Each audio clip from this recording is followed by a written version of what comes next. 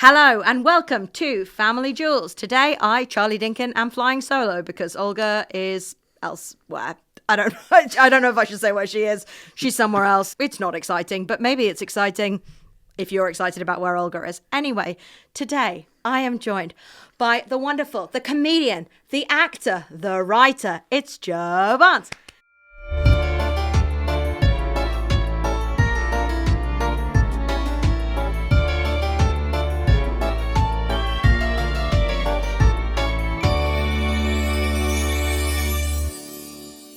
Hello. Hello. Hello. Thank you for having me. Thank you for coming on my podcast. Where is Olga?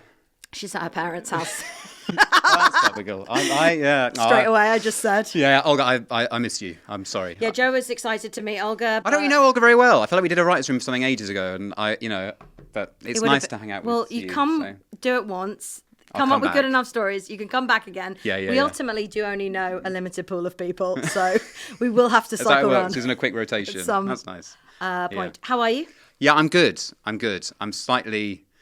I don't know how interesting this is going to be for this. Me and my wife are buying a flat right now. Okay, so that is interesting. Good it's for you. So stressful. Yeah. Grown up. It's really grown up and really terrifying, and it's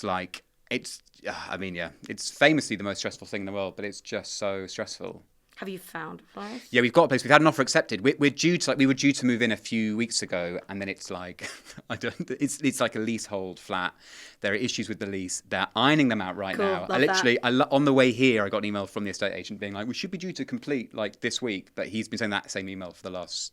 Yeah, whatever. He's got to be weeks. positive. That's his job. I know. So hopefully it will happen. But at the moment, we're just like slightly homeless, and hopefully it'll be okay. It's just so much money, and it's so terrifying. Yeah, see, that's a big purchase. That's your big purchase of your life, probably. Yeah. How exciting! It's very exciting. I'm really hoping that it will happen. I don't want to jinx it, but don't jinx it. That's the could happen. Yeah. People do live in flats, famously. Famously, at some point that is a thing, in right? their life, they make do it that. happen. Yeah, that's been my thing this year. Has basically been that I've just talking to lots of people about this fucking flat, but hopefully it's going to happen. That's a good thing. Yeah. Many other things too. You've been in Bridgerton. I am in Bridgerton, yeah, which is fun. It's mad, really, because we filmed that. I found out I got the part in that like 2 years ago, and then we filmed it. I had my last day filming in March last year. So this has been going on for a very long time. That's so fun. It's very cool. I feel just like it's been nice that it's finally come out, because I've just been like this mad. My worry was I just come across like this mad fantasist who's been telling my friends. Always telling people. I remember you telling me. I told you about like 2 years ago in Bridgerton. You were like, yeah, seems like it. Well, maybe. A lot of my friends got confused, and when Queen Charlotte came out, they watched that and they were like, "Oh, he lied." Do you know I keep having conversations with like really bizarre random people. Like, for instance, I became mildly addicted to having a Thai massage. Don't need to go into it. Wow. I get a lot of migraines, and it solved the migraine. So I was going frequently. I get migraines. What is a Thai Actually, just like a very deep tissue massage. I'll give you the name of the place. It's really good. Yeah. But I was going so frequently that they like really started to know all about me, all the people there, even though I wasn't even seeing the same people every time. They would obviously discuss between them because I was like, I just knew everyone. Yeah. And then at one point I was like discussing TV with one of these girls, and she was like, I was like, "What do you like to watch?" And she was like, "Queen Charlotte." And then I was like, "Why?" And she was like, "A lot of sex." And I was like, yeah, buddy. Yeah, well, that's it. That's, I mean, and there's plenty of sex. That's what I hear. There's plenty of sex in Bridgerton as well. Yeah, I mean, not with me. I'm not in it that much. I loved you in it. You were my favourite part. My favourite bit was when you were holding the balloon. The balloon stuff was, the balloon was mad. Yeah, that was like bonkers. Yeah, I mean it is funny where like I'm not in it that much, but I'm in it enough that I'm in it, and that's quite fun. You are definitely in it. But then I went to a friend's birthday recently, and I was with like someone who they were introduced to me as like, "Oh, this person is a mad Bridgerton fan. She loves Bridgerton so much," and she had no idea who I was. Absolutely no idea who I was. Really? And it was so tough where I was like, I love underselling it, of like being like, "Oh, I'm Betty in this thing. It's fine." No, and then you have to. And then it's quite. And then in that instance, though, I was kind of like, do you not remember the balloon stuff? I was there pulling the balloon string. You were the main balloon holder. I was one of the four. In that moment of extremely mild peril. The mildest of peril. That actually, that was just the most like ridiculous thing as well. Where the reason why I think I was like contracted on it for like 12 weeks or something like that in total. And it is funny when you see it where I'm really not in it that much, but it just everything takes so long to film. Yeah. It's a very sort of lengthy process. And that balloon sequence genuinely took about a week and a half, I think, to film. Stop. And like we went mad. We actually went mad doing it because all me Holding that rope. holding a rope. Me, Luke, and Jordan are sort of three people all sort of stood together. We have to run up and just grab this rope. And as you said, it's a moment of extreme peril. Of is this balloon gonna?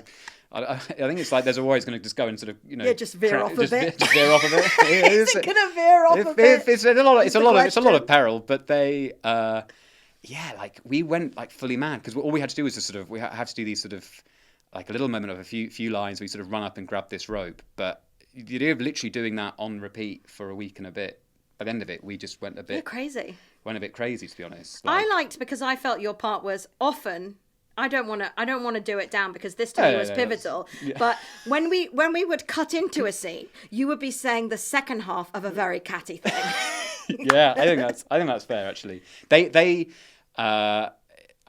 was funny where like we weren't given I wasn't given all of the script, so my audition piece was literally just one line, and I had to do one line, and I have auditioned for that show quite a few times, so it's funny where like it became this embarrassing thing where every time I got a self-tape for Bridgerton, I have like a green jacket, like a green velvet jacket that I wore for like a play ages ago that I'd put on, and it was like, time to put the jacket on again, like another Bridgerton self-tape, because I kept not getting it, and then it was exciting to have got it, and I was like, oh, that's fun, I'll get to do my line. And then what was fun was like they actually did make the part bigger, but they kept holding scripts back, so like and everything was filmed out of order. I basically had no idea of what kind of character I was meant to be playing or what it was, and they held a lot of information back. So like the first scene I filmed was actually in episode 2, and in that I just had one line, and I was like, oh, I know how to play this, like I'll do it funny, I'll bring a bit of camp whatever to it. So in that actually I'm doing it quite camp, quite posh. Then we filmed episode 1 where I had another line, and then that I was like, oh no, he's meant to be quite flirty. He's quite flirty actually. So I was like, I'll upgrade that. And then suddenly the script 3 and 4 came in, and it was like, oh no, he's like he's a bit of like an arsehole, like a bit of a cad. So like it became this bit of a joke where like I say all this, like you're watching, you're like, no, it's all pretty, like it's just the same really. But for you, very nuanced. I really got to show off my range. Actually, it's changing your face. This is a podcast where we speak about families, but something about I got a grandma who, when she tells you a story, she doesn't leave you enough time to change your face between the smile to the good news and the bad news are too close together. Oh wow! So you're still smiling when she tells you the horrible bit, and then you have to be like, oh no, bad face. And can you do that? So you can't do that quickly enough? No, I look crazy. Obviously, I look crazy, and I'm always just like, because I also think I am often an over empathetic listener, to the point where like I've embarrassed myself sometimes. Like I once was like on honestly the most boring like accounting course about like production, but I was trying so hard to like follow what was being said and be engaged with listening that in the end she was like, this lady definitely understands or something about me. That's great. Wow. Like must have just been like nodding so violently. Yeah, and I was like, I don't have a fucking clue what this person's saying. Do you ever do that in plays? So when you see a play, do you like pull? No, absolutely. Yeah, in it, nodding along. I when we were going to see a play, and it was like I think it's called like, is it Traverse, where it's like a catwalk stage? Yeah. Rory Kinnear was in it, and opposite Ben Whishaw was in the audience. Opposite. Okay, brag. Quite fun. I wasn't hanging out. And Joe Barnes was there. And obviously, and he was there looking. He was like, oh my god, that's Joe Barnes. That's the guy the guy who pulled the robe in Bridgerton. But that was my memory of that play. Like, I'm sure it was a great play. My only memory really is just watching Ben Whishaw watch the play was that for me was the most fun. Play. That was the play, because it was the most like he was just giving it everything. Of just whenever it got a bit sort of dramatic moment, it would be a full like a real. He was like so involved. He was so in it, and I don't know if I was kind of like, I didn't go to drama school myself, but I was imagining him as like, I can really see what Whishaw was like at drama school there. Of like just in it, loving it. In it and going for it, and just like, you're there being like, I could never give it as much as he's giving it. Even if I was in it. Even if I was in it, I don't know what Rory Kinnear was thinking. I can imagine me, once I was in New York with my friend, and she was like, do you remember the bit in the film I Love You Man where they take shrooms and go to Vegas? Do you remember this? I've not even seen it. What a mad reference that is. It's a funny film. Anyway, I was like, yeah. And she was like, do you want to smoke a joint and see cats? And I was like, yes, Wow. I do want to do that. We won the Cats lottery, which, as it turns out, is because no one on earth wants to see Cats. So sorry, this is Cats the musical, not the Cats film. the So musical. not the film. Okay, yeah. Not wow. the film, pre-film. I've seen that Cats the musical. Unbearable. But I was sitting next to this kid who was like this like southern 16-year-old, and halfway through he was like hands to mouth gasping at every wow. moment. He was like telling me about how he'd played Mr. Mistopheles in at his high school, and he was like every move he was like doing in his seat. He was like crying at one point. He wanted to go to the Angelica Ball. Isn't that what it's called? Yeah, the whatever. Angelica Ball. I like Cats. Angelicals, yeah. I actually did like Cats, and I actually liked it enough that I didn't want to see the film as a point of principle, because when everyone said it was so bad, It is that I was bad. like, I can't. I want to see it out of morbid curiosity, but I just was like, I don't want to. Yeah. One day you could treat yourself. It was bad, but now they've cracked it because they're doing it as like a drag ball, like a 80s ballroom culture show. Really? In New York, yeah. It's like set at a drag ball, and it's the Cat songs. I gotta get myself to New York. I read a review and it was like, this is where Cats lives. You know what I mean? Oh, wow. Obviously, they're like, Cats gotta be in this world. They've cracked Cats. Yeah, it's like Cats Wow. made no Yeah. sense until it was framed like this. Exactly. That's amazing. Yeah. All right, Yeah. we're here to talk about families. Yes. Who is... start by painting me a picture of your immediate family. Okay, so immediate family. There's my sister. Yep, great. It's my sister. Good start. Older or younger? She's my older sister. She's 2 years older. Yep, she's lovely. She's a good egg. She's a good solid egg. I feel like she's very accomplished. Where she's got 2 kids now. She just feels much more of an adult than I do. Yeah. If that makes sense. But you're not in your flat yet, so I'm not in the flat. I'm hanging on for dear life. it's all gonna feel It's all good gonna. when When you I get, get as soon as there. I get in that flat, life's gonna come for me. I'm gonna run at that life. But yeah, so she's got 2 kids. How old are her children? They are Ish. so ish around sort of 3 now, and the other one's just been born. So Great. yeah, so they're going for it, and good on them. And yeah, I feel like there's a slight thing we talked about it where like we're close, but I feel like we're different in the sense that there's that whole fear of failure, fear of rejection thing, and I think that she sort of achieved a lot, and I think she's probably more motivated by that fear of failure thing, and I'm definitely more motivated by the fear of rejection. Of Interesting. Like, that's absolutely why I've chosen. Yeah, but one this is really pushing you. Fear of failure really pushes you to success, but fear of rejection that for me pushes is, you to some bad friendships. yeah, bloody tell me about it. Absolutely tell me about Just it. being absolute buddies with your enemies. yeah. Just a real coward's approach. What does she do? She's a publisher. She works in children's publishing at Penguin. Great. What a good job. I know. Cool. I feel like she's smashing it. She's doing very well. And then, yeah, as a family, and then there's mum and dad, also very lovely. We're quite a private family, to be honest, but they're lovely. I'd say that we're definitely quite anxious as a family. That's a good uniting trait. That would be the one that unites us. Of just worrying, and like, it's like, when you go to a barbecue and there's a wasp, and I feel like that's our like default setting. Just everyone's just a bit on edge. Everyone's on edge. Everyone's just a bit on edge. It's like the world's a scary place. That's nice. That's true. Yeah, and then if we're at a barbecue and there is a wasp, me and Dad we are freaking the f out. We are really just swatting left, right, out, just very on edge. All right, yeah. that's good to know. Yeah, I felt very seen in. I don't know if you've seen in Wolf of Wall Street. There's a bit where Leonardo DiCaprio's character introduces his dad, and it's quite a funny scene where like his dad's someone who's like he gets very stressed when the phone rings. Yeah. And he's kind of like, who the fuck is calling at this time? And I felt very seen there. Yeah, you're like, this checks out. This is comforting. This is family. I felt very seen in that moment where like, yeah, everything's fine, everything's lovely, but then someone will ring or the doorbell will go. And it's just the most. I'm with them. I don't like an intrusion. I find it stressful of like genuinely if someone rings after like if someone. How dare you? Actually, I genuinely find it stressful if someone rings ever. Like that's the most. Or like phone, my phone. Yeah, I do find it. What could be the possible reason? I find it genuinely very stressful, and then like even if it's like or calling at like a certain time, that to me if it's like any time like after 8 p.m. or something, I'm just like why like unless because I immediately am like well someone's died. An emergency. Someone's died. You would assume that. So I'm now very stressed out, and then if they haven't died, it's sort of like right now I'm having to bloody chat for ages. So like that I find. No. When you were a teenager, did you chat to anyone on a phone? Did you go through a chat on the phone phase? No, I don't think I ever did. It was always MSN. Oh, you were just messaging? Just messaging a lot, yeah. I definitely... Did you have a phone chat phase? One boy, Nigel, Oh, that's I think nice. I was probably phoning him. I'm sure Wow. he wasn't phoning me. I What can't was, have always been phoning what him. was Nigel up to? What was he Well, phoning not you about? fancying me, I'll tell you that Oh, much. really? What, so he was just telling you how much he didn't... I guess we were talking, but we weren't talking for quite a long time in the evenings. Maybe he did fancy me a little bit, but sounds not in a like- public way. Okay, just phone... Just Never phone call happened away. with Nigel, but for quite a long time I would call him up for a chat. Why? I don't think he ever invited it particularly, but he also didn't cut off the calls, you know? No, okay. I think he must have sometimes been calling me. I Yeah, don't think I think was I that think crazy. that was quite fun. I don't think I ever had... I had a girlfriend I was with for like 2 years. We email a lot.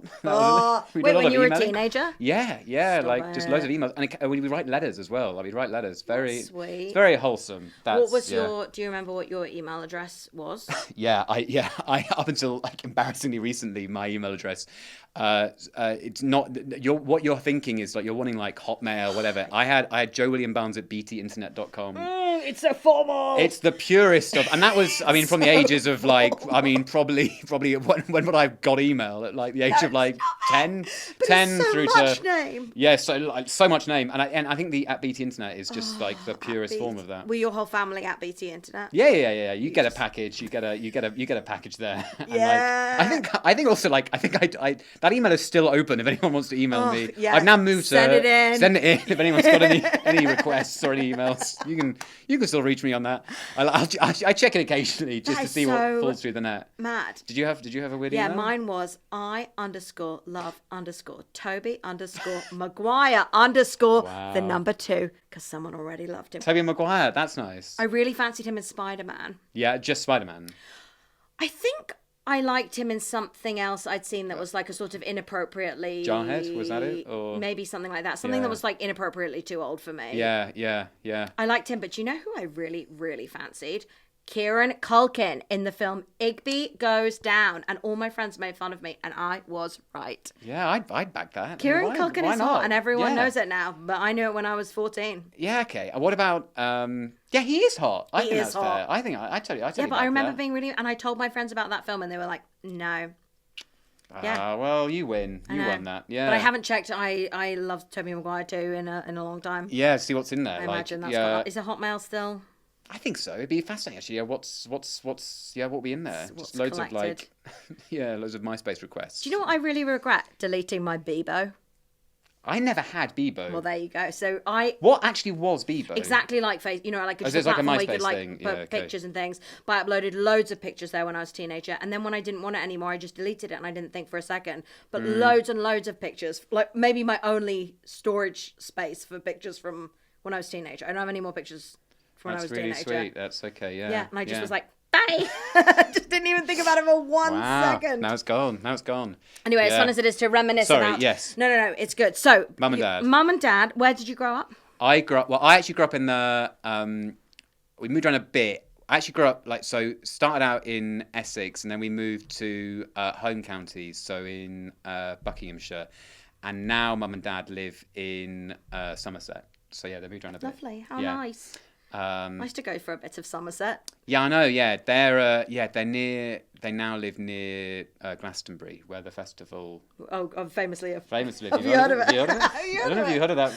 I haven't been, but I have heard of it. It's Are they quite a- going? it's quite a They're big hitting thing. Glastonbury Festival? No, we're like they're close enough to the catchment area that they do get a free day ticket for Sunday, so they have gone a bit. And I've gone in the past, but I didn't go this year. It's not. It's so unsurprisingly for someone whose email up until about 2 years ago was BT Internet. It's not really my scene. Yeah. I don't so think it would be mine. Too many bees. Yeah. Like, have you ever gone? Not to Glastonbury, to Latitude, and I did not like it. Why not? Why didn't you like Latitude?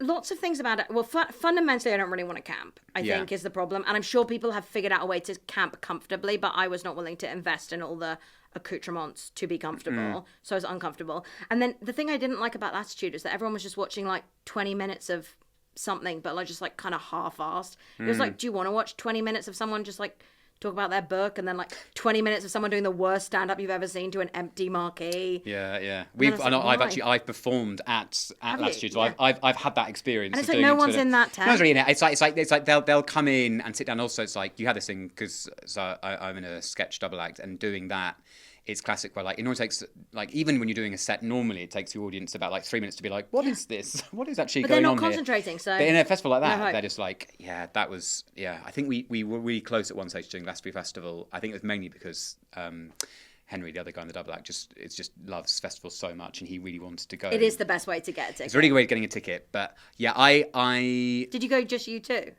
no, well, sorry. So when we did Latitude, we went just us Well, that's two, nice. That's which a was buddies- great, and that was really fun. buddies That was trip. actually no, from memory. No, we went and we had his brother Max, who does our music. He came, and I think Henry's like girlfriend, All right. then A girlfriend gang. came at the time. It was a gang. It was a gang of us. It was nice. But yeah, Glastonbury Festival. It's so.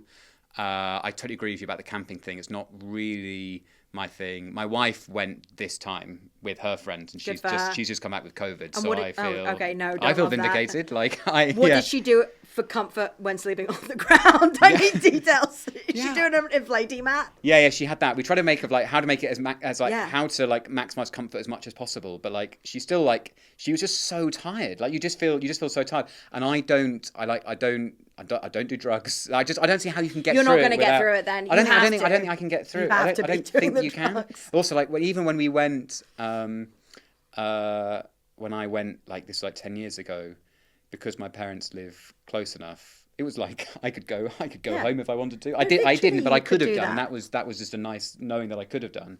But yeah, I find it's just... Wait, but now I think about that, that's like literally the best way to go. Yeah, well, that's what we talked about. I should have done that that's what I was going to potentially do this time, and then just go home. But yeah. Easier not to. Easy not to, isn't it? Easier not to bother. Just easy not to bother.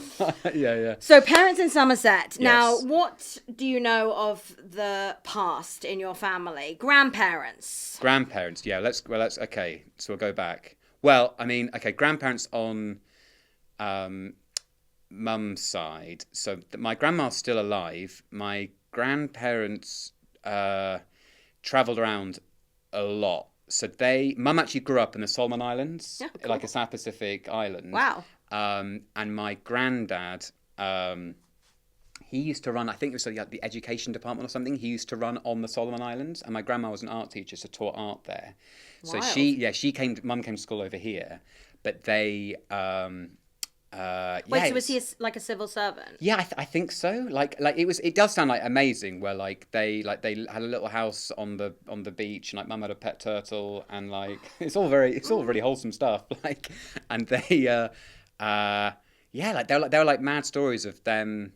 Like my granddad like digging a hole in the garden and like digging up like a Japanese soldier who'd like died in the war. Like some mad stuff. Like yeah. Oh my God. And they're like they then I can't remember when. So they travelled around quite a lot.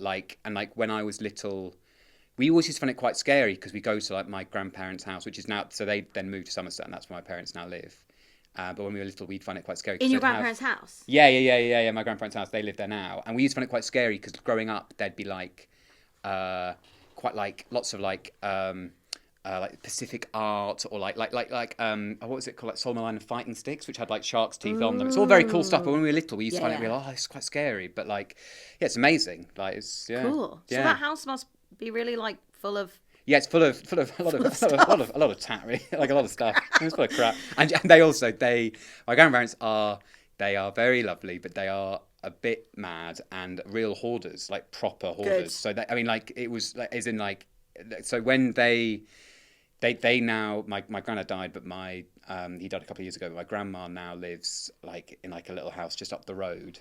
And when she moved out, mum and dad moved in, it literally took them like 6 months to clear out the whole house. There was that much stuff. Like it's like a proper I think it is like a medical condition, like being a hoarder. Yeah, it definitely is. But if it's good stuff, then it's okay. Yeah, this is not. There was not. When I asked my dad about it, he looks like he's been through like a war, of the stuff that he saw. That they had. It was like food.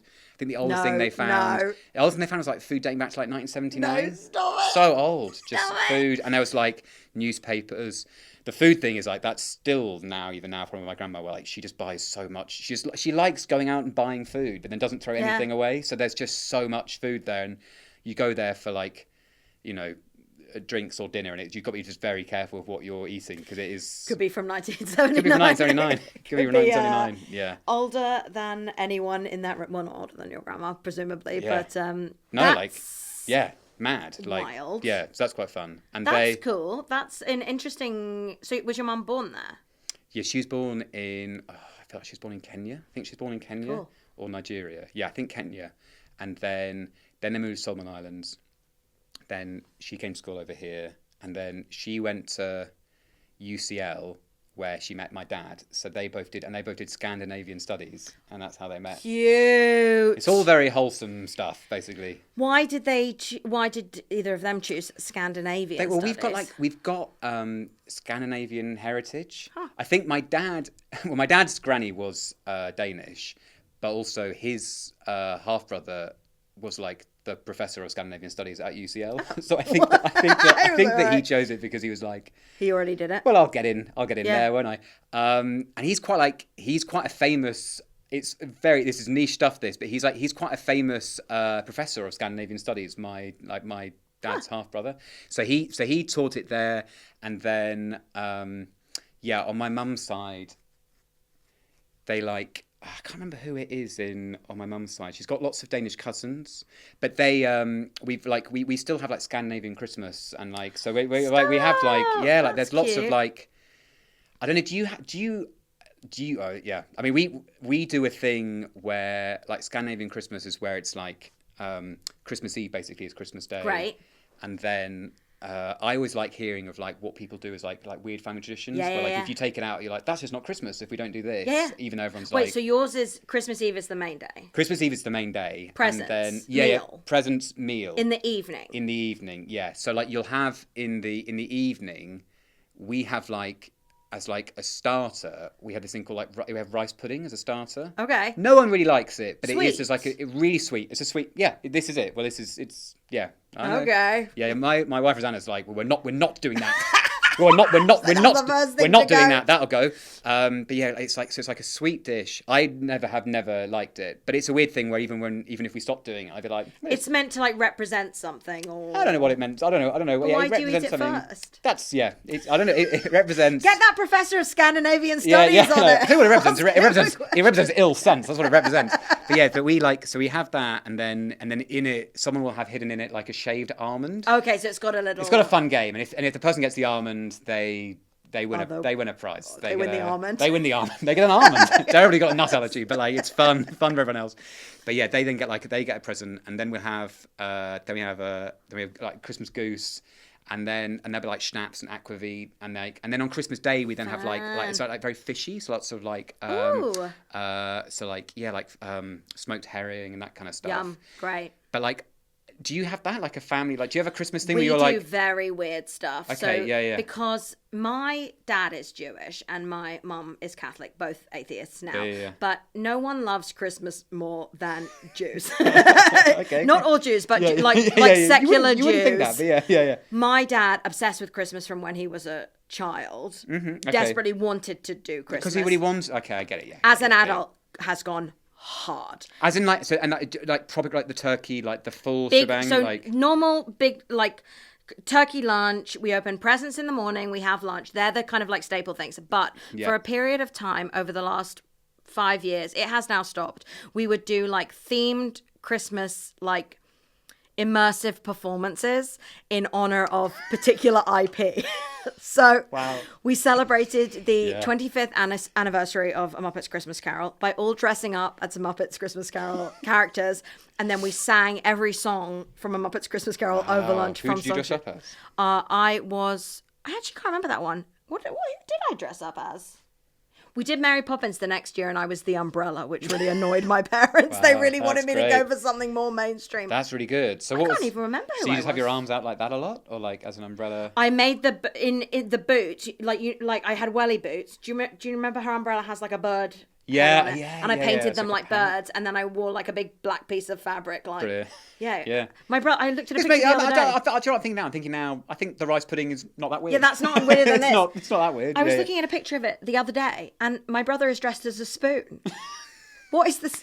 I guess a spoonful of sugar, isn't it? Yeah, that is too mad. No, I think that's really fun. Yeah. It was really a nice time, actually, and it was like it kept everyone busy. Yeah. And that you need that. That is the key to Christmas. You need that because in our family, it's like, who's going to be busy shaving the almond? It's like you got to really invent. You really got to be finding some jobs there. And I'm not willing to play like charades or like I don't want to play a board game. No, we don't go in for any of that stuff. I feel like I mean, The one nice thing about Christmas Day being Christmas Eve is, and Christmas Day itself isn't that stressful. Do you know, I think that's lovely. That's what Ben, boyfriend, friend of the show, partner in many ways, his family, not a Christmas Day family, but a Boxing Day family. For that very reason? They do their lunch. Yeah, well, there are 5 children in their family. Wow, so now I think part of it is a little bit practical, so everyone can go off on Christmas Day, but come back on Boxing Day.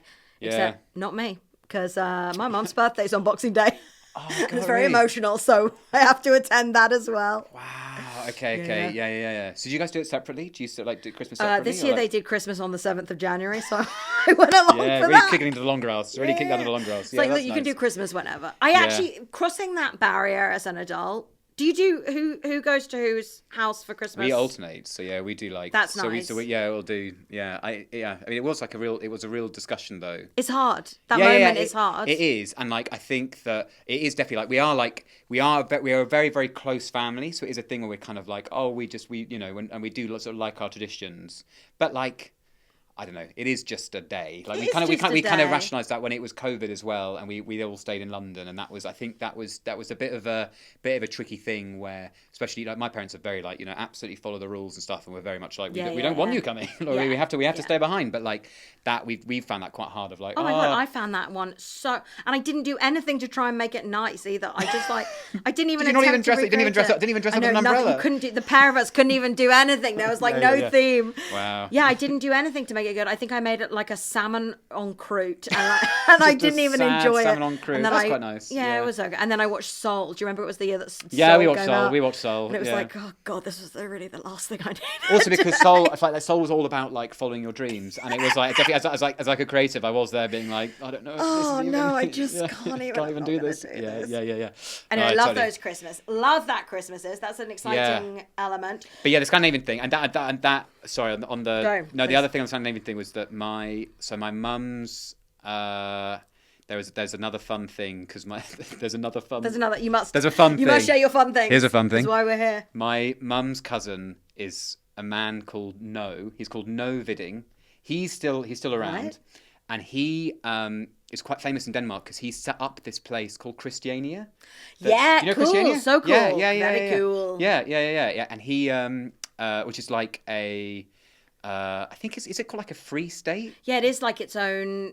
It's a non-police area where things are legal there, so you can basically go in there and do drugs if you want to. Yeah. So have you ever gone there? No.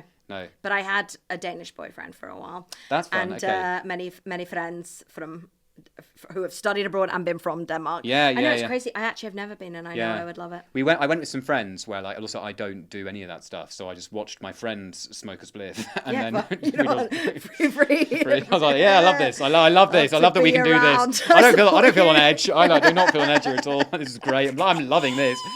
Then, I've got to go. I gotta go. It's cool. Copenhagen is great. I really like just Denmark, and I just think it's Denmark. So do you feel connected to it personally? A bit, only because I do. I just really like it there. We've got Norwegian family as well, and I feel it is just a much more. It's just a very cool place, and it's very kind of civilized. Everything there's quite clean. They've got it's a lot of infrastructure there. Everything works. People they're not happy paying taxes, but they do understand that you pay taxes and things do work, and it is just quite a cool place. Yeah. But I think I feel connected. I do feel connected, but that's definitely been Mum has definitely pushed it so much, the Danish thing. But I think it's important, isn't it? So she feels it that she is. Yeah, massively. Yeah. She's very proudly Danish, even though it's quite tenuous. So were her parents British? Yeah, they're British. Yeah. So they were British, and I think then I don't know where the Danish side even comes in that, but it's either it's probably my granddad. But they have Danish, Danish there's family that but it's a couple of generations. Yeah. The connection. Yeah. And then how about your dad's side? Yeah, it's funny. His granny was Danish, and but when I told my mum I was going to do this, she I think just presumed I was going on Who Do You Think You Are? So she gave me. It's basically that, isn't it? She gave me millennial budget. She was like, oh, you're going on Who Do You Think You Are? I was like, no, it's not. It's not quite that. Good. One day. She gave me so much information about her family, and then she felt it's quite funny. Which she sends me a message where I think she felt embarrassed that she was not giving me enough stuff about Dad's family. So then she sent me quite a funny message about because mum sort of got quite a lot of like just like fun, interesting stuff. And then she said about dad, she was like, also an ancestor of Granny, this is my dad's mum, was Father Stanton, who was a priest in London, who was so adored that when he died, they lined the streets as his death procession went by. I've seen pics, try looking it up online. And I replied just being like, oh, that's great, thank you. I was like, to be honest, I think I might have enough stuff now, but like, thanks so much. I was like, I don't think I'm meant to be just like listing stuff. And then she just wrote back, just feel like you should have a bit of balance on both sides. Because her side's so interesting. I know. Oh. Wait, have you ever looked this guy up? Yeah, I did then look him up, and that was he was like a famous. I then on principle I was like I didn't look it up enough, but he was like a famous vicar, famous priest I think or vicar, and he just gave loads of money to the poor, and that's like nice. 1,000 people went to his funeral. I mean, that's nice. It all. Do you ever feel like that with your family where you hear all that sort of interesting stuff, and like everyone's sort of got just like one very interesting thing about them that makes you feel like I don't know whether my legacy is going to be.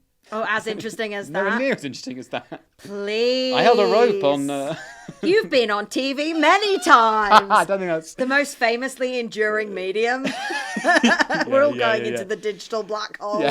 Yeah, exactly. Yeah, that is an exciting legacy that 1,000 people... We don't know how many people are going to come to you, and you never will. Yeah, that's a tragedy, isn't it? That's a tragedy. Yeah, there's another thing about my my granddad. I also think this... Well, I see what you think about this. This is on my mum's side. So where he lived in this place called Tyneham, which is in Dorset. Yeah. So that's like, a lot of my family originally come from like the West Country, although there is this like Scandinavian link, so sort of come all over the place. They were like, we're getting as far away as possible. Want to get as far away as you possibly can do, right on the coast, just right on the edge, as far away we can. But he lived in this place called Tyneham, that's like a this village that in the Second World War, they or everyone in the village got moved out. They all got moved out of the village because the British Army were like, we're going to basically commandeer your whole village because we want to use it, because I think it was on the coast, and they were sort of, so the whole village got like, and the deal was, we're going to give this place back to you after the war. And they never did. They never got it back. So the whole village, and the British Army just used it as like target practice. So you can go there now, and there is this like, it's called the Lost Village, and like all of these buildings are like destroyed. And like my granddad's home where he was like brought up is just like rubble now. And there's like a church there. Like I think the church is still standing, but there are like like bullet holes in the church. And like on the church door there's like this letter that was left there that was like, and they were like, we're leaving this village behind, like in the hope that it will like help with the war effort, and like we've been promised that we'll have it back, but they never got it back. What? And they just like trashed it? And they trashed it. And if that is not like a BBC film that's like in the making, is. like with like Lily James and Ray God, Fiennes. Surely she's putting her potato peel. She's putting yeah. The literary, yeah. But that's, do you know what I mean? That's so. Yeah. Right, I want to hear about your. Is your biggest relative connection Operation Mincemeat? Oh yeah. Okay, yeah. So that's Operation Mincemeat is, So my granddad's cousin was this guy called Charles Chumley, who's the star, as we know. He's the star of Operation Mincemeat. Although apparently, because this is what Mum was, because that was why I asked Mum about this. That was why I was asking her. I was like, just explain to me the Operation Mincemeat thing again, because apparently there was like a bit of like family thing a while ago that like for ages people didn't know how involved Charles Chumley was involved in it. It's also just funny that he's called Charles Chumley. It's an insane name. Amazing. Insane name. Incredible. Yeah. I do think, I haven't been following it that closely, but there was something about how the fandom of the musical have done lots of work to like, uncover stuff. Yeah. Because I think I probably was that. Like, I know that there was a film like years ago called like The Man Who Never Was or something. And I think in that like Ewan Montague got like loads of the credit for it. And I think Charles's family were like, hang on a minute. So they're guys, I don't know if you've the secret mission. Old Chumley had something to do with it. So yeah, they it's a great name. Is that name, is anyone in your family still? No one at all. It's a mad name though, isn't it? But that Mum was telling me about this where like I think on like Mum's side there was money at some stage, and then it all went away because my granddad's mum, her name was what was it, Gwynedd Lightfoot Harrison. Stop it! I mean, just that's like of its time. So of its time, but she are like Lightfoot. That's so interesting. But like she apparently she came from like quite a wealthy family, but then her dad. She thought that her dad had died, but actually he'd just run off to New Zealand with like the scullery maid. and took all the money. So my granddad grew up with She it. thought he died? Yeah, How yeah. old was she? I think that she didn't even find out herself. It was her brother who found out and I think went to New Zealand or something and found him and then reported this news to her. Isn't that mad? But he took all the money. Yeah. So they had not quite nothing, but close to nothing. I am fascinated by a losing lots of money story. I know. I really always am very taken with it. And I think they were always they were quite I mean, my grandma's still about, and they were quite an extroverted family. But I always found it amazing, that thing of as someone who's just a bit terrified of even going on holiday anywhere, it's amazing, that thing of and then she went off to live in Nigeria, and then my granddad they met in Kenya. It is just amazing of them just going off, but it all just sounds a bit. That's just so mean, isn't it? Cushioned by empire, you must remember. A different time to travel. It's literally that, though, isn't it? It's cushioned. It's also, it's bold in its own way. People are off their time. But also, no, it's a lot of that, though. It's whether you really could go any... now people are where can I go and get egg and chips? And there they were I know I can go anywhere and I'll meet a British officer. I know. It really was that, though. It's so of its time, that thing. But I even heard a thing where apparently when Mum and Dad were started dating, my grandparents didn't like Dad that much, or didn't take to him that much, because I think that he was kind of slightly long haired, CND badge wearing, very kind of he'd probably been to Christiania and smoked a couple of. Smoked a couple of. I don't know what that is. Yeah, whatever this. Yeah, whatever that is. I think that's it. Is that it? That's doing it right. Played a harmonica. Yeah, you know what I mean. He could play darts. He's doing all that stuff. But they So they effectively sent Mum away to Australia for 6 months, basically, to try and try and get her to get over Dad. To do what? Basically, to get over Dad. Yeah, but what was she meant to be doing when she was? Sorry. Just not thinking about it. Just not thinking about it. Go to Australia and don't think. You'll be distracted. They've got loads of stuff. They've got so much stuff there. Sheep. They've got kangaroos. That's not distracting enough. But they've got family there. So okay, to go and stay with family. Yeah, go and stay with family. So my granddad's brother. He was one of the £10 poms where they got paid £10 to go over to Australia. So she went off to go and stay with his family. That's very interesting. Yeah, there's a lot of it's bonkers where his family, they all kind of separated and went all around the world. Yeah, which is nuts. But yeah, mum went there for 6 months to Australia to stay with family, and then she came back and. Were they in contact while she was there? Yeah. They write to each other and stuff. Aww, it's very sweet. It is very sweet. We're it's I don't know why. Do you remember Meghan Markle where she's in the end, love wins. It's the letters. Is it like that? Yeah, I just remembered him, and I didn't have time to meet someone else because ultimately it was only 6 months, and I was staying at my uncle's house. Yeah. It was love never. Wins. I wasn't exactly love, but in the end, but love wins. Love wins. Love does ultimately win, doesn't it? I want to talk about Operation Mincemeat stuff a little bit more. When did you first learn of it? When was it family law? Oh, for ages, because I think that we'd always talked about it even before the musical. We'd always talked about it. Sometimes I knew about cats first. Yeah. The animal. I was reading Cats when it was T.S. Eliot poems. I mean, we'd always talked about it because my granddad was very he'd always cut out stuff whenever it was in the paper. They'd always cut out stuff. Yeah, and even sweet. But yeah, Mum sent me she sent me loads of stuff about this where she was she sent me letters from my granddad's mum about it of a long correspondence that she'd written on a typewriter to him all about Charles Chumley. But yeah, it's bonkers. That is exciting. Yeah, it's fun. I think that from memory, from what I understand of it, it's it was the plan was that they were gonna. There was a body that they planted, and it was actually a homeless person, and they pretended it was an RAF pilot, and in it he had this I learned from the musical. This is from the musical. Yeah. They were singing all the way throughout this. Everyone singing, dancing. Everyone was singing, dancing. That bit in the middle where they're all dressed up as Nazis for absolutely no reason. The Nazis come for a bit, and they're all singing and dancing. Yeah.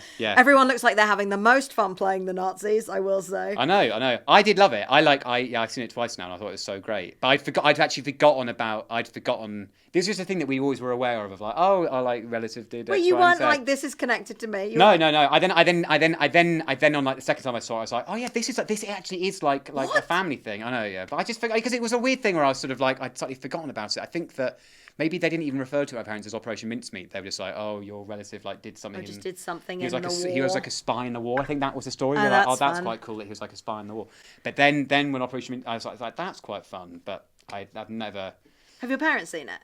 No, they're not. They rarely ever. it. Yeah, I know, but yeah, they don't. I was thinking of getting my dad a ticket. My parents are not really musical people, but I was like, I think this is. They probably would like to go. They just find just them coming to London. They find everything. It's the WASP thing. Very stressful. Do you know what? Fine. It's like, it's not, I don't feel like that, but I understand that some people do. I know. They came and saw Cabaret really recently, and that was like, honestly, like that was such an effort to make that happen. It was such an achievement that Mum and Dad came to see Cabaret. It was You'd been like, you must see Cabaret. Yeah, I really wanted them to go and see it. It was a good show. It was so good. Who was in it when they saw it? It was was it Self-Esteem? Like the more recent one. Yeah, I saw it before that with Jessie. Oh, Jessie Buckley. Yeah, we saw that. Where they went. Yeah. It was amazing. It was incredible. So good. Yeah. You know, in America, they don't really like it that much. Yeah, because I saw that, and at the Tony Awards, he got all the flack for like... Yeah, and all these people I know were like, not my Cabaret.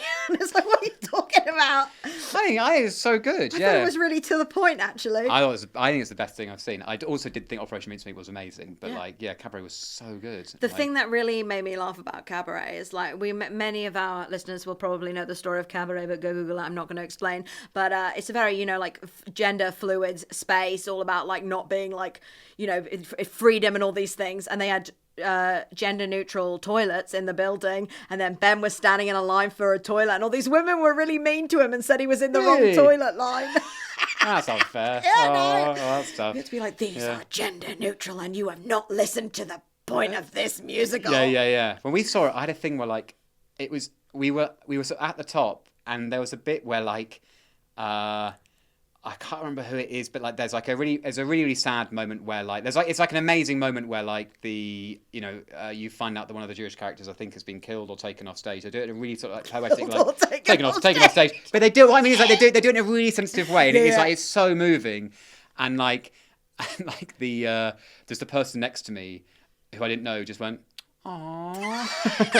But I was like, that thing is sort of like taking in like the horrors of the Holocaust, and it's like you're like nothing anyone's gonna do now is gonna feel in any way appropriate. But just hearing someone just go, I was just like, oh god, you can't do that. That was like I like the whole time I was growing up, I was just like very exposed to knowing about the Holocaust, which happens when you have Jewish grandparents, Jewish parents. Like I really just knew about it from when I was a child. Like I knew about it when my dad, my dad would call them the nasties. I was like that young. We were like getting into that. Like my parents took me to this place, Yad Vashem, which is like the Holocaust memorial in Israel, when I was like 4 years old, and took me into the. Wow. Like they were like, you will know about this. You will know about this. And at 4 though, were you taking it in, or were you? I knew about it. I knew about it. It really meant something to me. I went to.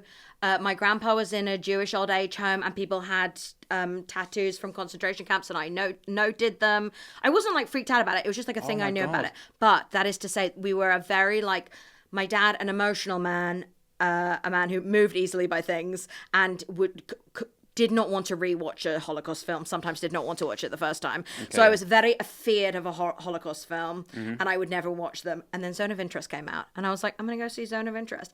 And then I was like, wow, I'm the biggest asshole who ever existed. I was like sitting in Zone of Interest, eating a sandwich. Just like munching down on a baguette, watching the horrors of the Holocaust unfold. I had the exact same thing when I saw it, because someone in front of me was like, I can't remember what they were. Someone opened something, but it really stank, the whole thing. Or like maybe it was it's so inappropriate. Someone said to them, no, I don't think so. Like, but it was so dense. It's so dense. Like, I was like, I know that something about this is so wrong, but I really do want to eat just need something. What was in the sandwich? Was it like a stinky sandwich? No, it wasn't stinky. Right. And actually, I was sitting. It was a daytime showing. It wasn't when it was first released. I was way away. It was a lunchtime showing. I went at 1 p.m. I was at 1 p.m. It was like a brie and tomato prep baguette. I like very, very carefully opened it so it wouldn't rustle, but I felt so bad. I felt it's so tricky guilty. as well, because I think this person made a terrible mistake of like they start doing it at the very beginning. There's a moment at the start when you don't know what's going on, because it takes a long time to start. Like, do you remember that, where it's like just like the screen is like black for a long time? No, and you can't make a single sound. Yeah, and they were there. You had the whole thing of like, they were clearly waiting, just being like, I'm sorry, I've waited long enough. I've got to eat this thing. But it was, it just shut it down Everyone immediately. munching through the Holocaust films. Yeah, doesn't feel I'm right. I'm a Curzon member. I don't know if you're a Curzon member. Picture House member. Do you know it's not? Do you have a Picture House closer to you though? Because Yeah, it's not yeah, as good a deal as the Curzon. What's the £25 a month, unlimited tickets. Wow. Picture okay, House, you yeah. only get free tickets, don't you? Like a couple. Yeah, I think you do. I think like mine's like slightly. I don't know why. Mine is like I don't know how I got it as good, but I pay like 65 quid a year or something, and I swear I get like 5 or 6 free tickets. I feel like I used to have that one, but Curzon. Yeah, the Curzon one is definitely there. That's amazing that's great. deal. Yeah, yeah. But I'm like such a stickler for not making like I really am the most polite cinema goer ever. And if anyone else makes a noise around me, I'm so angry. Can't even go to the Victoria Curzon because that's where they put on the really commercial films, and there's always people talking. Really? Yeah. I'm like absolutely not. But when I went to university in New York City, where there are many cinemas, they were lawless. I think it's a reaction to the sheer lawlessness of those cinemas. I once sat next to a man eating noodles with his hands. No, I'm sorry. Yeah. Handfuls of noodles into his so mouth tough. in a cinema in New York. People taking phone calls. Yeah, that's so stressful. Someone I spoke to recently said that they brought fish and chips into the cinema. No. I was like, I don't understand No. whatever. Yeah. No. Yeah, I do. But I do love popcorn so much. That's so I allowed. will just, Popcorn's designed for cinema. Yeah. It doesn't feel. There are moments where I was like, even in. I don't even. Do you know, I even think it's one of interest. I didn't even take popcorn in there because I just because like it's respectful. I just felt I was like, nah. It doesn't I knew feel... I was wrong. It had a real Anne Frank would have been a believer quality to me watching that film. You know what I mean? It was like it was funny when the person did that and someone shouted them down. I was so relieved not to have had the popcorn at that moment. I was there being like, yeah. I don't think so either. Sat there being like, look, it was a good film though. I enjoyed seeing it, and I was hungry. So yeah, it's great. It was really great. So what is her name? That lead actress? I don't even know. But how did she not win an Oscar when she was in 2 of the Oscar-nominated I watched films? The other one the Anatomy of a Fall. Anatomy of a Fall was great. Was unbelievable. The dog in that, the greatest dog actor I've ever the dog seen. should have got an award. There's no animals on Bridgerton on that. Have you acted with any animals? No, I haven't. I don't think I have. No, I haven't. I've played a chicken in an advert. That counts. I've played a chicken in an advert. That counts. This is probably, this is. I think this is. I was going to pause and be like, this is definitely the most embarrassing thing I've ever done. But what was it an advert for? It was an advert for. It was a long time ago, and It's allowed. But I say this like. Get your advert money. This is the tricky thing about like acting is you're not in control of any of the jobs at all. So like it's just like sometimes you have to do a thing, and I did a thing, and I played a chicken in an advert. The advert was for the concept of pork. It was just for pork. Wait, did the chicken like pork? No, the chicken. So the chicken. So the premise of the advert. So the whole pork thing. Lobby. Yeah. It literally was the pork lobby. It's like the British farming pork lobby. Right, Yeah, guys. it checks out. It checks out. It tracks. I think this tracks. And the idea was. So the idea of the advert was like break up with boring, like eat pork. So the idea was that it was a family. It was a family. Kat Bond was in this advert as well. Oh no! I'm Don't sorry. sell her I know. Actually, that's so unfair. Actually, I love Kat Bond so much. I wasn't saying it in a way of like Kat was in it too. It wasn't just me. Shame on you. But I just rang the shame bell. Yeah. I brought Kat That's Bond exactly into this. the kind of thing I'd enjoy to see Kat Bond in. Actually, She played it brilliantly. What was she? She was the mum. She was the no. Yeah, she was the mum. And then it was all just so embarrassing. Like the little girl in it had been in she'd been like Rogue One, so she was like the age of like 4 and had been in way more stuff. That she was so it's just that thing where it's like, oh god, I was there dressed in the chicken outfit for the whole thing. It's like, so what are you doing next? And she was like, oh, I'm doing a film of Roger Scott. It's just all that thing. You're like, oh my good god. But yeah, the premise was that. So, get people to eat more pork, break up with boring. So, the family, they're always eating chicken. Yeah. And then it's and then the dad's like, I'm rustling up some pork, eat these pork medallions. And then I appear sort of being just like a disgruntled chicken who for some reason they wanted to be northern. So they were ideally from Bradford.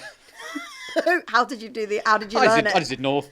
Oh, you just picked north. But they thought, I remember it was all just so awful. But yeah, I mean, there are a couple of things. Firstly, they then built me this huge chicken outfit. It was definitely one of those things where you look at your life and you're like, you're like, why am I dressed as a chicken? Am I happy? Am I happy? Am I happy in my life choices? But they they filmed the advert. The advert was filmed like a few days after the like they'd been like the London Bridge terror attack. Some awful attack had happened in London. No. They did a minute silence on set. No. Oh my God, no. Were you wearing the costume? I was in full costume. Am I happy? But when we're talking about like inappropriate things, this like never mind you eating a sandwich in Zone of Interest. This for me, there's nothing more of a sad moment than like the genuine thought of me in full chicken outfit, like bowing my head, and I can. Well, I just had this like horrible image of like I can see the silhouette of like my shadow as I bow my head of just seeing this like chicken thing, and I genuinely had the thought of like, what should I do with my wings? Like, should I clasp them? Should I clasp them in prayer? Like, nothing feels appropriate. Like, just let them flap. Just let them flap down. Oh. I don't know if you've seen. There's like a really good thing on Twitter where they do like it's mascot minute silence, and it's like any football game where they have like the mascot doing the minute silence. No, but I would love that. I'm gonna follow that. I'll send it to you. It's just so good. But that is what it was like. Of like you've got like a giant poppy or like just a giant sort of like the Gunnosaurus or whatever, just like bowing its head while everyone's dream. like, it's amazing. But look, it's good to experience a variety of states of being. You've got to have these in this life. You've got to have these crushing lows to feel the high of the highs. To feel the high, I guess. I don't know if there's any. I don't know what could come out of that. Is that the takeaway? Anyway, it's been lovely to have you, Joe. Is there anything you'd like to promote? Try and find that chicken advert because it's look for the chicken advert. Yeah, and watch Bridgerton. And Sam, who plays Lord Devling in Bridgerton, and we've got some skits and some sketches that we filmed that we're going to be putting out. The fans are going to be crazed. Yeah. I do keep getting served quite a lot of Reddit content from very opinionated women about really about what, about Bridgerton? Yeah, about things that are veering from the books, things that they like very opinionated. Yeah, it's amazing. I have had a few messages from people where they've all been nice at the moment, like they've all been quite nice stuff, but like a few people, I think because my character's not very nice, there was like I had a few things where like quite a few people, like there was a photo of me and Nicola that like got quite a lot of like it's all relative, like quite a lot of people comments underneath that, and a lot of them didn't like the fact that she was sort of with me in the photo. So lots because they were like, because I'm really nasty he's to her. Meanie. So just loads of comments and just like a series of skulls, just like that stuff. Where I was like, oh, that's nice. Well, you did your job then, and it could have really gone either way. It's like you could have been the flirty guy, the fun guy. I was like, what do you want from me? I'll give you anything. Yeah. And where do people find you? Where can they follow you? Where do you want them to follow you? Please follow. You can follow me on Instagram. All right. What is it? Joe_Barnes. Do you know?